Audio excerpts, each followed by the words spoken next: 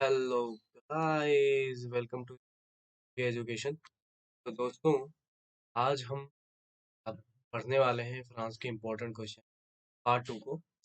जैसे ऑलरेडी हमने का पहला पार्ट पढ़ चुके हैं, और जो भी बच्चे इस वीडियो को पहली बार देख रहे हैं, तो मैं रिक्वेस्ट करूंगा कि वो पहले के जो इम्पोर्टेंट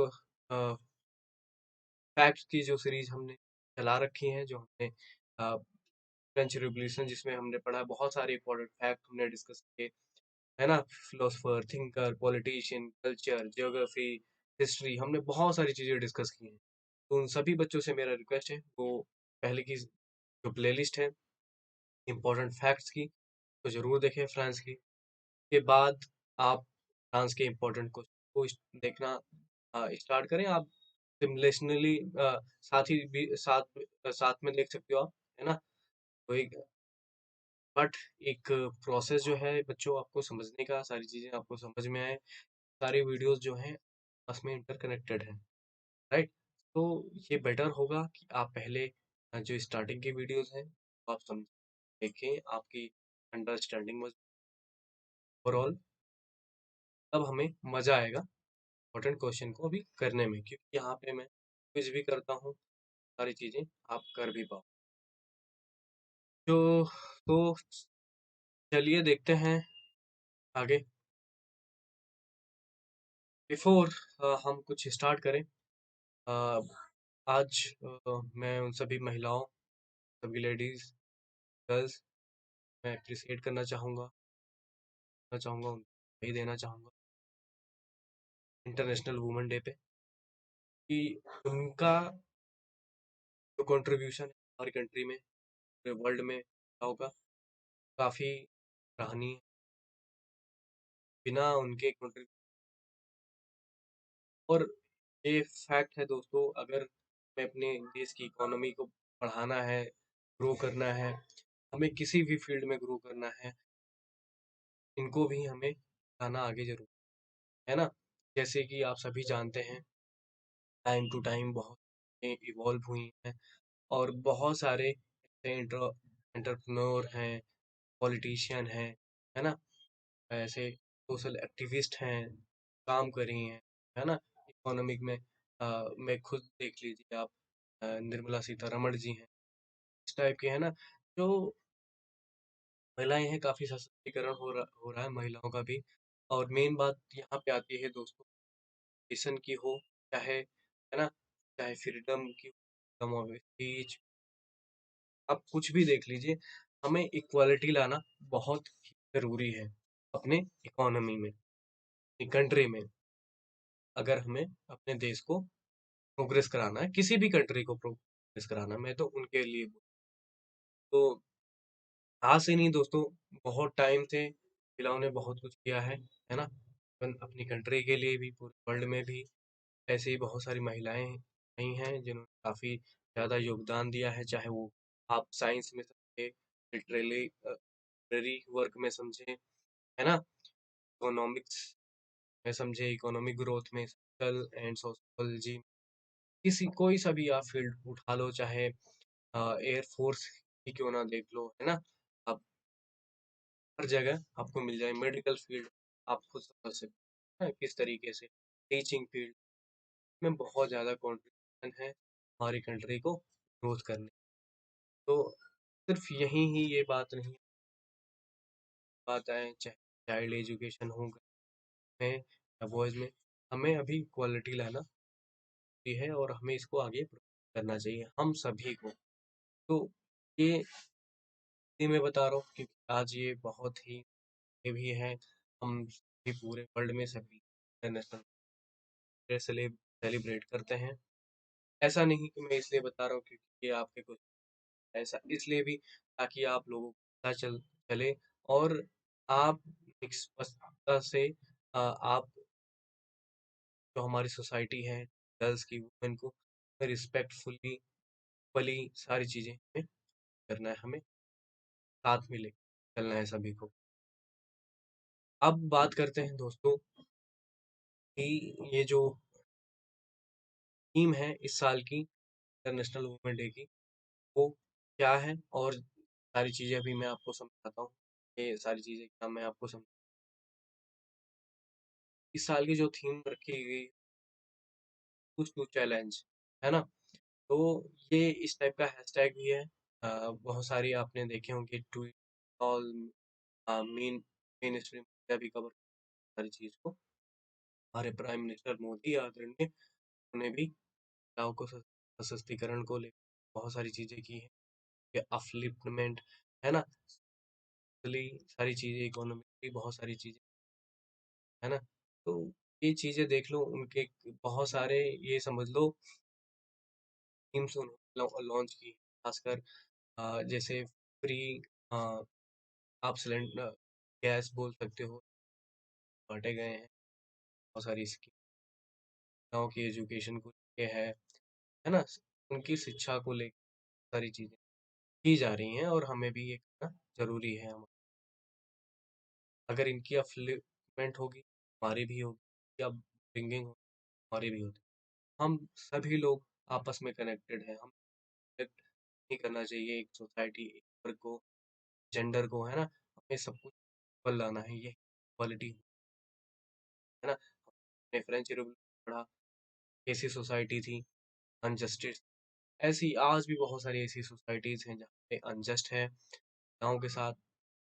तो मैं यही चाहता हूँ आप सभी से कि अगर आप भी आगे कुछ करना चाहते हैं, आप आगे कुछ चाह रहे हो बच्चों, ये आप माइंड में रखें कि अगर हमें ग्रो करना है तो ये ग्रो साथ में ग्रो करना है। यहाँ पे कोई भेदभाव नहीं हो, ना तो एक, है ना? ये रही बात, है ना? और कोई भी अगर आप देखो सारी चीज़ें व्हाटएवर, ये चीज़ हम लोग कर रहे हैं ताकि इनका डेवलपमेंट हो, हमारे बराबर आ सके, तभी मज़ा आता है दोस्तों आगे काम करने में भी।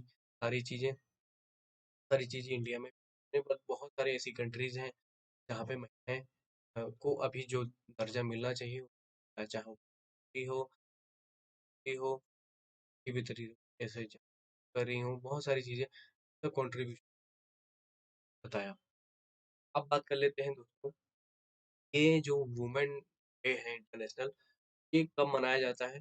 जैसे आज मैं बता रहा हूँ तो 3 ईयर इंटरनेशनल डे है, 8 मार्च को सेलिब्रेट किया जाता है। ऐसा ये पूरे ग्लोबल ऐसा नहीं है कि सिर्फ इंडिया में, पूरे वर्ल्ड में सेलिब्रेट करते हैं इसको। Socially, economically, cultural and political achievement ये हैं वुमेन सोसाइटी है जो हमारा इनका वर्ग है ना? तो उन्हीं को अप्रिशिएट करते हैं इस दिन, है ना? इस हद तक किस लिए करते हैं कि इस उनकी जो अचीवमेंट है वो हम सेलिब्रेट करते हैं और ये अवेयरनेस हम सोसाइटी में बताते हैं, है ना? सब ताकि सबको समझ में आए की अहमियत क्या है सोसाइटी में, वुमेन को जो इक्वालिटी राइट मिलने चाहिए, फ्रीडम ऑफ कहीं पे भी मिलती, बहुत सारी ऐसे सोसाइटीज़ हैं, कोई वर्ग है हमारे का वर्ग है, तो वो चीज़ हम इक्वली अभी भी आ पाए जहाँ पे भी गैप्स हैं जिस करना बाकी है, वो सारी ये समझ पूरी कंट्रियाँ, UN, united nation and all, है ना? हर कोई करने की ये चीज़ कर रहा है। और देखें तो दोस्तों इसको सबसे पहले ऑर्गेनाइज़ किया गया था 1911 में, है ना? अर्लियर 20th सेंचुरी मार्क्सिस्ट के में से एक नाम आता है आपका क्लेरा जेटकिन का। ये भी एक मार्क्सिस्ट थी, जर्मनी जर्मनी से बिलोंग करती हैं और सोशल डेमोक्रेटिक पार्टी थी एसपीडी और उससे ये एसोसिएटेड हैं। इन्होंने काफ़ी ये इस तरह मूवमेंट चलाए, खासकर लेबर और वुमेन से रिलेटेड मूवमेंट थे। आप खुद समझिए टाइम का क्या दौर था ओवरऑल इंडिया में, आप समझ लिए पूरे कंट्री में किस तरीके से स्थिति थी महिलाओं की। आज काफ़ी आज हम जो देखते हैं वो काफ़ी ज़्यादा चेंजेस हैं। ने बहुत सारे प्रोग्राम चलाए हैं, बहुत सारी स्कीमें चलाती हैं हमारी गवर्नमेंट, है ना? ताकि इक्वल इक्वालिटी बनी रहे, चाहे वो पे में हो, वर्क लाइफ बैलेंस हो, है ना? चाहे वो पॉलिटिकली हो, सोशली हो, कल्चरली हो, हर तरीके से स्पेंड किया जा सके। कोई भेदभाव ना रहे हमारी सोसाइटी, किसी भी जेंडर को लेके, राइट? तो ये चीज़ काफ़ी ज़रूरी है। तो इन्होंने काफ़ी अपना योगदान दिया। क्लारा जेटकिन का नाम आता है। और देखा जाए तो जो अर्लीस्ट वुमेन डे एक तरीके से सेलिब्रेट किया जाता है बिफोर 1911, 1909 में, 28 फरवरी को इसको नेशनल वुमेन डे के नाम से मनाया जाता था न्यूयॉर्क में, ना? जहाँ पे भी एक ऑर्गेनाइजेशन था, सोशलिस्ट पार्टी ऑफ अमेरिका, उन्होंने ये ऑर्गेनाइज किया था 20 फरवरी 1909 में। अगेन फिर जैसे मैंने अभी बताया 1911 में अर्लीस्ट 20th सेंचुरी में मार्क्सिस्ट फ्रॉम जर्मनी कैलारा जेटकिन, इन्होंने लेबर और वुमेन्स के राइट के लिए, उनके फ्रीडम ऑफ स्पीच के लिए काफ़ी अहम मूवमेंट चलाया था। तो दोस्तों ये रही ऑल अबाउट जो बातें हमने की इंटरनेशनल। अभी भी मैं अपनी युवाओं को जो हैं, जो भी बच्चे हैं, मैं खासकर उनसे करूँगा जब भी आप अपनी सोसाइटी में रहें, बी रिस्पेक्टफुल, नेस्ट, है ना?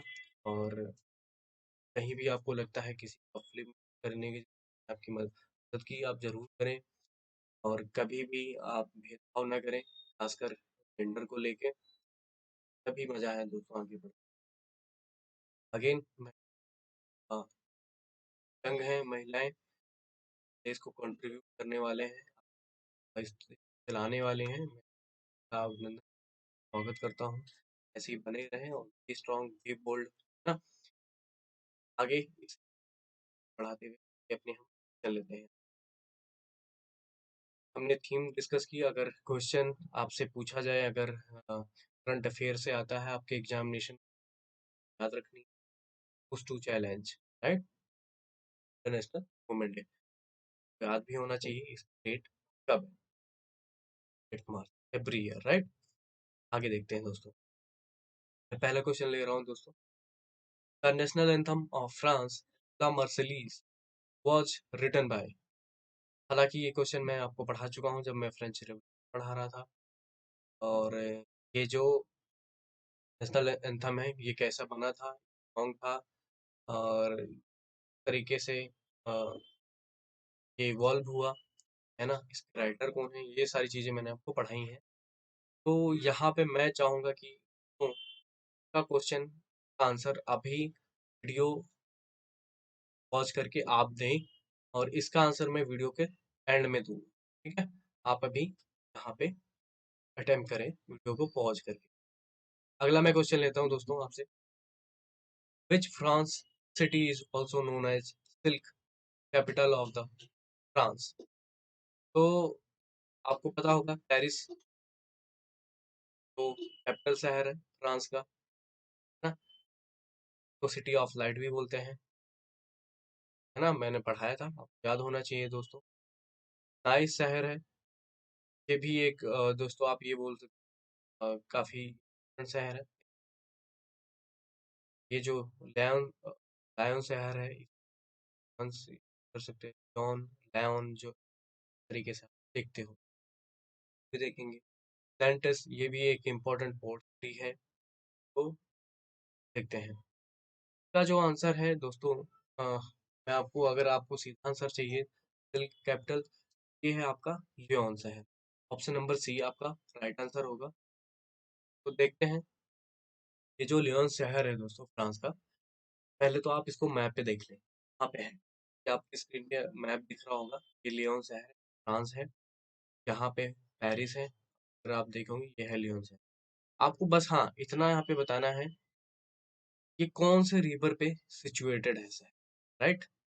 ये जो शहर है आपका लियोन शहर, क्योंकि इस तरीके के बनते हैं एग्जाम में, तो आपको बताना है कि ये कौन से शहर पे, कौन से रिवर पे लाई करता है, राइट? और नेबरिंग कंट्री आप देख सकते हो, Belgium, Luxembourg, Germany, Switzerland, Italy, छोटा-सा कंट्री है, मोनाको, एंडोरा एंड स्पेन। तो ये है मेडिटेरेनियन सी, ये भी पार्ट है कोर्सिका आइलैंड, फ्रांस का ही है। ये बिलॉन्ग करता है, रिलेट करता है नेपोलियन बोनापार्ट से, बिलॉन्ग करता है फ्रांस को। ठीक है दोस्तों? तो ये चीज़ को देखना है दोस्तों। और मैं आपको ये भी बताऊँ, ये थर्ड लार्जेस्ट शहर है फ्रांस का, आफ्टर पेरिस और मार्सेलीज, है ना?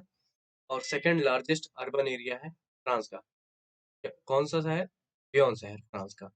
ये थर्ड लार्जेस्ट है आफ्टर पेरिस और Marseille, and second largest urban area है फ्रांस का दोस्तों। और ये काफ़ी पॉपुलर है वर्ल्ड में सिल्क कैपिटल के नाम से, और इसकी हिस्ट्री काफ़ी पुरानी है, 2000 ईयर एगो, है ना? और एक और ख़ास बात है, बाय द 17th सेंचुरी, आपको पता है 18th सेंचुरी में फ्रेंच रिवॉल्यूशन आया था, इससे पहले का जो टाइम था। और ये जो शहर था, वो silk manufacturing capital of Europe के नाम से जाना जाता था। और 10% ऑफ सिटी ऑफ लियोन, जो जो है अभी करंट में भी सिटी का 10%, यहाँ पे बहुत कुछ इम्पोर्टेंट जो शहर हैं, इम्पोर्टेंट शहर हैं, उनको UNESCO world heritage heritage site में लिस्ट किया गया है बाय द 5th दिसंबर 1998। तो आगे देखते हैं दोस्तों, इतना तो आपको आई होप समझ में आ गया होगा। अगला मैं क्वेश्चन आपसे ले रहा हूँ, name the largest port of France. तो इसका डायरेक्ट आंसर है दोस्तों, मैंने आपको बताया था, मार्सेली। ए port city in southern France. और ये जो शहर है, ये लोकेट करता है मेडिटेरेनियन सी में, सदर्न में। आप ये देखो, सदर्न ये फ्रांस है, आपके ये सदर्न है, ये है मार्सेली, ये है मेडिटेरेनियन सी, यहाँ पे लोकेट करता है near the mouth of Ron नाम की, रहोन या रॉन रिवर के नाम से जान सकते हैं। अभी मैंने आपसे पूछा था कौन सी मेजर रिवर है, यहाँ पे लियोन शहर, लियोन, है ना? मैपिंग आप बहुत अच्छे से कीजिए, ताकि आपकी जो कॉन्सेप्चुअल है, माइंड मैपिंग है, बहुत क्लियर रहे। तो आपको कंफ्यूजन बिल्कुल भी ना हो, खासकर एग्जामिनेशन में आपको क्लियर होना चाहिए। अगर आप कंफ्यूज, ऐसा बिल्कुल नहीं, इसलिए इस तरीके से अपना कॉन्सेप्ट बिल्ड करके अपने नोट्स खुद भी बनाएं। मैं आपसे बार बार रिक्वेस्ट कर रहा हूँ। चलिए आगे देखते हैं। अगला मैं क्वेश्चन ले रहा हूँ आप सभी से दोस्तों, who was the first France person give Nobel prize. हालांकि ये क्वेश्चन भी मैं आप सभी को करा चुका हूँ, कोई बात नहीं, क्लियर है, that mean very very important, कभी भी एग्जामिनेशन आ जा सकता है, तो यहाँ से आपका रिवीजन भी होगा, है ना? अगर आप चाहते हो तो वीडियो को पॉज करके 3 सेकंड के लिए अटेम्प्ट कर सकते हो, आप 5 सेकंड ले लो मैक्स। तो आई होप आप सभी ने अटेम्प्ट कर लिया होगा। तो इसका जो आंसर है दोस्तों, एक्चुअली खुद में, तो ये एक पोएटिक है, पोएट है मान लो, मानने क्या, पोएट नहीं है, इनको नोबेल प्राइज दिया गया था लिटरेचर 1901 में। बाकी के नाम भी हैं, इनको भी प्राइज मिला हुआ है, लेकिन यहाँ पे पूछा जा रहा है आपसे, फर्स्ट फ्रांस पर्सन या first France citizen to receive Nobel prize in literature. तो जब ऐसा क्वेश्चन आता है, तो डायरेक्टली आपको आंसर करना है, आपको क्लियर होना चाहिए। फुली रुदुमेन है, नोबेल प्राइज मिला था। सॉरी दोस्तों।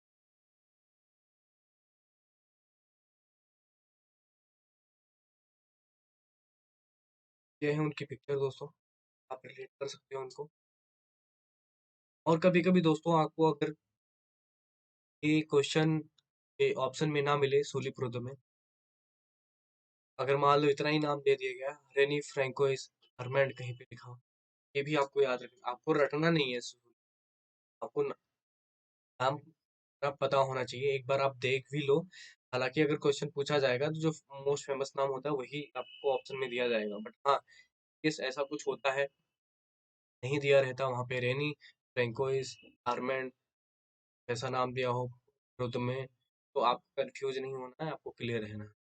जैसे कि मैंने बताया एक बहुत ही फेमस फ्रेंच पोएट है। मैं आपको ये भी बताऊँ दोस्तों, इन्होंने इंजीनियरिंग में एडमिशन लिया था और इनकी आई हेल्थ की वजह से इसका कुछ है ना जिसकी वजह से इन्होंने अपनी पढ़ाई कंटिन्यू की थी। देन ये फिलोसफी में अपना इंक्लाइन था, है ना, मिशन था। ये फिलोसफी में गए अगेन, फिर फिलोसफी से ये पोइटिक पोइट्री की तरफ इनका रुझान गया और एसेइस्ट रहे फिर, खासकर पोइटिक में इनको जो नोबेल प्राइज भी मिला है और लिटरेचर में 1901 में, वो इनके पोएटिक कंपोजिशन की वजह से तो स्पेशल रिकॉग्निशन मिला है इनकी पोएट्री को, कंपोज किए हुए हैं, इन्हीं को ध्यान में रखते हुए को नोबेल प्राइज इन लिटरेचर 1901 में मिला था, सबसे पहला प्राइज। और आपको ये भी मैं बता दूं इंटरेस्टिंग फैक्ट है, तो नोबेल प्राइज स्टार्ट ही देना किया गया था 1900 से ही, इसलिए समझ सकते हो तरीके से कितना इम्पोर्टेंट है ना, कितने इम्पोर्टेंट पर्सनालिटीज कितने पर्सन हो सकते हैं। यहाँ प्लस आगे बढ़ते हैं, ये भी आप मार्क कर लो, वेरी वेरी इंपॉर्टेंट क्वेश्चन है, कहा जा सकता है और किसी ना किसी एग्जाम में तो पूछा जाता है। आपसे पूछा जा रहा है when was the Louvre museum established, तो आपको इसमें से राइट ऑप्शन सेलेक्ट करके बताना है। आप चाहो तो वीडियो को पॉज करके अगेन जैसे कि आप करते हो अटेम्प्ट कर सकते हो इसका क्वेश्चन को। ये मैंने पिक्चर लगाई है लोवरे म्यूजियम की, काफी सिग्निफिकेंट है हिस्ट्री में, तो भी अभी हम समझेंगे। आइए पहले हम समझते हैं फिर आंसर की तरफ आते हैं। तो आप ये पिक्चर देख रहे होगे मोनालिसा की पेंटिंग, आपने सुना होगा नाम। तो सबसे पहले मैं आपको बात बताऊं, अ, ये फेमस ही है लॉवरे म्यूजियम, खासकर मोनालिसा की पेंटिंग जो है यहाँ पे ही रखी गई है ना। ये घर बोला जाता है, best known for being the home of the Mona Lisa, है ना, पेंटिंग है। और ये म्यूजियम है दोस्तों, ये पेरिस शहर में ही है द लॉवरे म्यूजियम। और इससे पहले मैं आपको बता दूं, ये जो किंग किंग दिख रहे हैं आपको, किंग फ्रैंकिस फर्स्ट, 1546 में इन्होंने स्टार्ट कराया था। इस पहले ये पैलेस था इनका रेजिडेंशियल, रॉयल पैलेस था, इस तरीके से समझ सकते हो। बाद में इसको म्यूजियम बना दिया गया था, कब, वो भी मैं आपको बता देता हूँ। जब फ्रेंच रेवोल्यूशन हो रहा था दोस्तों, आपको याद है जो रेवोल्यूशनरीज थे, है ना, जो रेवोल्यूशनरीज जो वहाँ की गवर्नमेंट थी, 1793 में वो ओपन कर दिया गया था एज ए म्यूजियम, लोगों के लिए पब्लिकली ओपन कर दिया गया था। फ्रेंच रेवोल्यूशनरी जो गवर्नमेंट थी उस टाइम की, 1793 में। तो यहाँ पे आपका आंसर का जो क्वेश्चन बनता है, क्वेश्चन का आंसर जो बनता है सॉरी, 1793 है। और 1801 में मैंने आपको बताया था, 1789 से लेके 1799 तक फ्रेंच रेवोल्यूशन रहा था। के बाद नेपोलियन बोनापार्ट अपने आप को कॉन्सुलेट घोषित कर देते हैं फ्रांस का, है ना। और ये 1789 का पीरियड आपको पता ही है, ये भी नहीं हो सकता। 1792 91 92 के बीच में फ्रांस पब्लिक हो गया था। आपको क्लियरली ऐसे टाइमलाइन याद होने चाहिए दोस्तों। और 1793 में ये जो महत्वपूर्ण घटना और हुई थी ये आपको बताना है। किंग लुई 16 थे और मैरी डोनेट को गियोटिन भी किया गया था। उसके बाद ही ये जो रॉयल पैलेस था, लॉरे म्यूजियम बना दिया गया, तब से लॉरे म्यूजियम के नाम से हम जानते हैं। और मोनालिसा पेंटिंग है दोस्तों। और देखा जाए मोर देन 2 सेंचुरी तक ये रॉयल पैलेस रहा, है ना। के बाद ही वो लॉरे ओपन किया गया as a public museum Paris शहर में, बाई फ्रेंच रेवोल्यूशन गवर्नमेंट, जैसे मैंने आपको बताया ही। तो ये कुछ फैक्ट हैं, आपको इस तरीके से याद रखना है। का क्वेश्चन ऐसे भी बन सकता है कि where the famous the Louvre museum situated. आपको वहाँ पे 4 शहर के नाम दे देंगे, मिलान, पेरिस, है ना, बर्लिन या जेनेवा, ऐसे कुछ शहर के नाम दे देंगे। इसमें से आपको राइट सेलेक्ट करना रहेगा। ऐसे भी क्वेश्चन बन सकता है, तो तब भी आप आंसर कर पाओगे, है ना। और यहाँ पे एक फैक्ट और मैं आपको बता देता हूँ, ये मोनालिसा की पेंटिंग है। आप सभी को पता होगा। पता तो मैं आपको बता दूं, ये महान, ये बोल सकते हो आर्टिस्ट बोल दो उनको, या एस्ट्रोनॉमर बोल दो, मैथमेटिशियन बोल दो, वो काफ़ी फेमस हैं। लियोनार्डो लियोनार्डो दा विंसी, है ना, लियोनार्डो दा विंसी, जो भी आप तरीके से प्रोनाउंसिएशन करना चाहो, उन्हीं की एक आर्ट है, पेंटिंग है, उन्होंने ही इसको बनाया है, मोनालिसा पेंटिंग को। अगर ऐसे भी क्वेश्चन पूछा जाए तब भी आप कर पाओगे। तो आई गेस आपको यहाँ पे क्लियर हो गया होगा दोस्तों, काफ़ी सारी चीज़ें समझ में आ गई होंगी। तो दोस्तों इस वीडियो को मैं और आगे नहीं बढ़ाना चाहता तो मैं और भी क्वेश्चन ऐड करता, क्योंकि मुझे थोड़ा सा बात करना था इंटरनेशनल वुमेन पे, जो इंटरनेशनल वुमेन डे हम आप सेलिब्रेट कर रहे हैं, उसमें डिस्कस करना था, आपको बताना था, इसलिए वीडियो को मैंने सोचा कि थोड़ा शॉर्ट भी रखे, नहीं तो थोड़ा लेंदी भी हो सकता। आई होप दोस्तों आज के लिए आप इतना ही, आपको बहुत सारी चीज़ें समझ में आई होंगी, बहुत सारे फैक्ट क्लियर हो गए होंगे, है ना। हाँ, मैं भूल गया दोस्तों, मैंने आपसे एक क्वेश्चन पूछा था, ये जो मैंने बोला था वीडियो के एंड में बताऊंगा, तो ये है पहला आपका क्वेश्चन। ये जो ला मर्सेलीस के राइटर हैं, ये जो नेशनल एंथम है फ्रांस, फ्रेंच रिपब्लिक या फ्रांस, आप बोल लो फ्रांस का, तो इसके जो लेखक हैं वह हैं रोगेट लिसे, लिसले बोल लो, या ले तरीके से आप पढ़ना चाहो, या लिस्ली।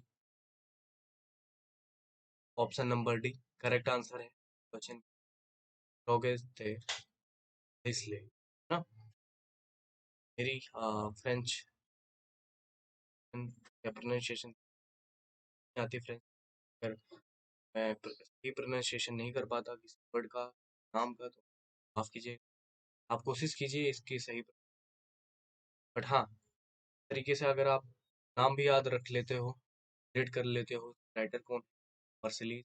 और मैंने आपको ये भी बताया था, ये मर्सिलीज जो सॉन्ग था कि जब ऑस्ट्रिया और रसिया, आपको पता होगा कि फ्रांस ने